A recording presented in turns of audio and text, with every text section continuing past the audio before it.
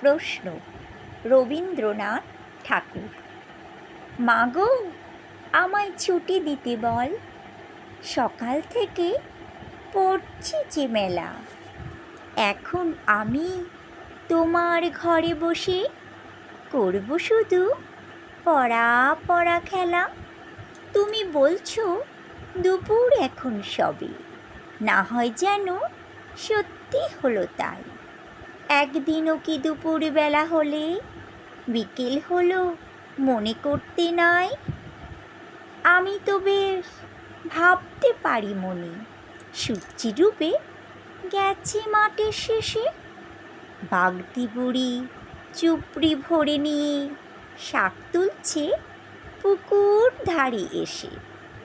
আদার হলো মাদার গাছের তলা, কালি হয়ে এলো দিঘির জল।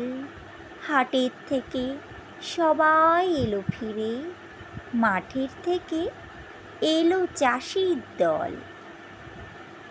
মনে করো না উঠল সাজের তারা, মনে করো না সন্ধে হলো যেন।